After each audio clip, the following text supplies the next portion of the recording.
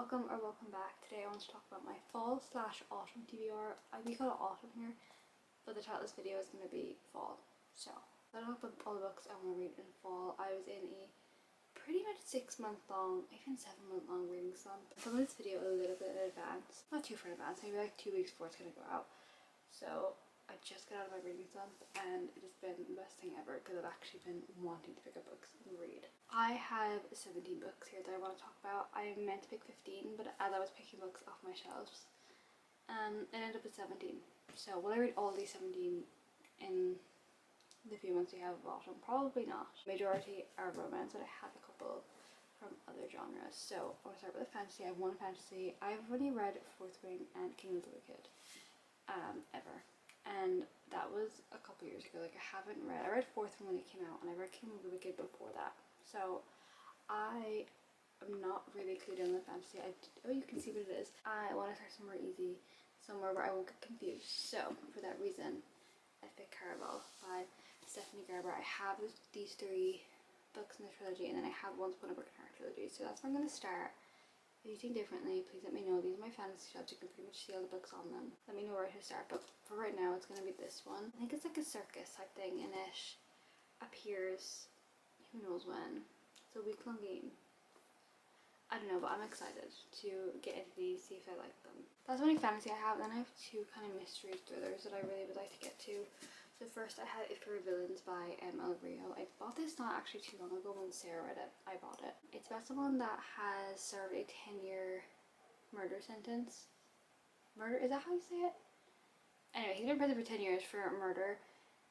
He may or may not have committed, and then the detective is retiring and he wants to know if, like, what actually happened. Like, did you kill whoever he's gonna kill? Then I have Truly Devious by Maureen Johnson. This one kind of reminds me a little bit of A Girl Goes to Murder by Holly Jackson, and I feel like it'll give me the same like feelings I had when I read that series. One of my favorite series like ever, still to this day. It's just students I think solving a murder or a kidnap. I don't know. But this is part of a trilogy, and I think there's like a spin-off series. I have the first one. What is it called? A Box in the Woods, which I think is like the spin-off of it. I'm actually not too sure, but I'm very excited to get into this series. And then I just have a couple like fiction books that I really want to read. I do really want to read The Midnight Library by Matt Haig, I think is how you say it. I will be reading that soon. And then I'm going to talk about the books I don't have. A romance book, or an Asher's new book. Actually, it'll be out by the time this video comes out, but I will be reading that as soon as it comes out. Firefly Lane by Kristen Hanna, the one I really want to get to this year. I read The Nightingale by Kristen Hanna, and I really enjoyed it. I think I give it 4 stars. I loved her writing, so I cannot wait to read this one. I think I do have the movie cover, which I'm not really that big of a fan of, but I think it's just you follow these 2 best friends through their whole lives, and I cannot wait to read this. And I have Anxious People by Frederick Bachman. I wanted to get into his book. I really want to read Bear Towns too, but that's a series. I don't want to get into another series, and I want to just read like a standalone by him, so I picked Anxious People. I'm pretty sure it is a bank robbery. Basically, these people went to an open house and they're being held hostage there, and that's all I know. I just know Sarah always talks about how good his writing is, so that is why I want to read it. Now moving on to the romance. Not all of these take place in autumn or the fall or anything. They're just more, I get the vibes I want to read them in fall and winter. So first I have Love Theoretically by Ali Hazelwood. This kind of seems a bit random, but I want to make my way through all her books, and I want to do them in like the order they were released. So this is the next one I have to read. This is another Women in STEM. A lot of people like really love this one. Like, this is their favorite when it came out over Love Hypothesis and Love on the Brain. So I'm very excited. Next I have Before I Let Go by Kennedy Bryan. I've wanted to read this for so long. I feel like it's gonna be now. It's gonna have to be now that I read it. I have the 3 books in the series, and I'm ready for like an emotional like romance. Like, I think this one's a little bit deeper. She's a single mom and just got divorced, and you follow them, the parents co-parenting, and obviously I'm guessing they get back together because that's what happens in every romance book. I Promise Me Sunshine by Cara Stone. I read Ready or Not by her, I don't know when, some point this year, but I was in a massive slump, and I really liked her writing. I really loved her, how she told the story. I will say her chapters were painfully long, and I'm not really a fan of really long chapters. These ones don't look to be as long actually. This book came out I think earlier this year. This one I think we're following our main character as she's grieving the loss of her best friend. Then I have Butcher and Blackbird by Bryn Weaver. I want to start getting into more darker romances. I bought a few recently, and this terrible. I think this one might be the safest way to go. A dark rom-com. I think it's about two serial killers, and they have like, is that a competition where they must kill someone? I think it's serial killers that kill other serial killers, and this is the first in like a trilogy. Next I have Wild and Wrangled by Lila Sage, the last one in the Irreparably Ranch. I have actually started this one. I've got 32 pages in, and I softy enough because I was in a massive slump. I was actually in a massive slump and I was reading Reckless by Elsie Silver, which we'll talk about in a second. So I softy enough that, and then I picked up this one, which is honestly like the same thing as Small Town Cowboy.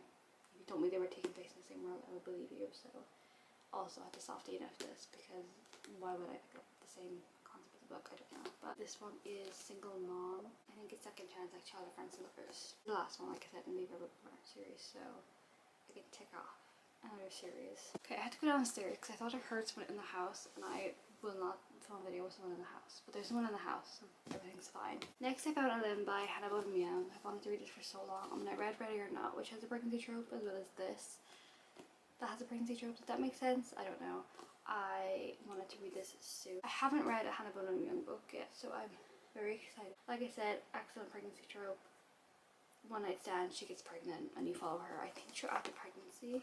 I'm very excited to see her go through the pregnancy as someone that, like, I'm excited for the day that I can have kids, like seeing someone in the book go through pregnancy. I'm pretty sure it's like very realistic.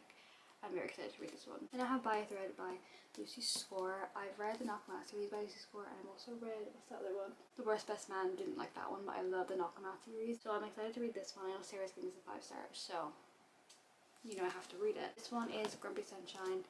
I think he ends up somehow getting her fired from her job, so his mom ends up giving her a job with him, like in wherever they work. I don't know where they work, and he can't fire her. So I'm excited to read this one. It is very long, but it's Lucy Score, so I don't think I'll care. Next I have From the Cough with Love by Marianne Zapata. I have so many for books now. I bought some more recently, and I want to get into her book. I haven't read any yet. So this is where I'm going to start, because I think everyone starts with this one. It's Slow Burn, which is my favourite. As soon as a couple are together in a book, I no longer care. I'm actually not reading anymore. This one, I don't actually know what it's about. I know she's a figure skater. It's actually all I know, and I don't want to know anymore. So The Favourites by Elaine Fargo, also about figure skaters. I didn't actually mean for it to go like that, but I think it's about them going to the Olympic and their rise to fame, and then did it downfall after? I don't really know. It is massive because it came out in hardback, and we don't really get hardback here, so I'm very excited about this one. I have a feeling this could be a 5 star for me. I don't know, I just have that little bit of an inkling. And then I have Throttled by Lorna Asher. Like I said, I want to read her newest book in the Lifelong Billionaire series first, and then I'm going to start on the 30 Year series, because that's all I've left to read from her. I love her writing. She is one of my favorite authors, up in there in my top like 2. Her and Abby Jimenez, top favorite authors. This is her F1 series. I have the indie published versions. I got these so long ago. I think it is A Brother's Rival. I'm so excited. Game Plan by Michaela Smeltzer. Sarah sent me this book so long ago, and I still haven't read it, which is actually quite rude of me, to be honest. So I'm going to read this in the next couple months. I think it's Good Girl Bad Boy trope, which I haven't read one of those in so long. I actually couldn't tell you the last time. Maybe after, when I read the After books like 5 years ago. I think it's fake dating because he needs to clean up his reputation. And then lastly, I have Reckless by Elsie Silver. Honestly, probably read Hopeless too. I love Elsie Silver's writing, and I want to get through all of her books. This is where I am right now. I've only read the first 3 in Chestnut Springs, so now I have this one. Like I said, I got 25% into this, and I was in such a slump that I softy enough it because I didn't want to force myself to read the book, or just have it take so long to read the book. I gave it a lower rating because I was loving this one. I love Theo. I didn't want to force myself to read and then give it like a lower rating, because Theo I think is my favorite, and this one will be my favorite. I need to read it at the right time, which I think is now, since I'm out of my however long month slump. It was ridiculous. And there are all the books on my fall TBR that I hopefully will get to in the next couple months. I have a few more that I just like in the back of my brain that I would like to get to. I'm also a massive mood reader, so it is very likely that I will stray from this list of books, but I will try and stick to it as much as I can. I would like to do a video at the end of the year, but after the winter, not winter, oh my god, am I okay? I would like to do a video after like the fall months to just be like, how many of the books my fall TBR did I actually read? So maybe I'll do that, but we'll see. Anyway, I'm gonna go. Thank you so much for watching, and I'll see you so soon in the next one.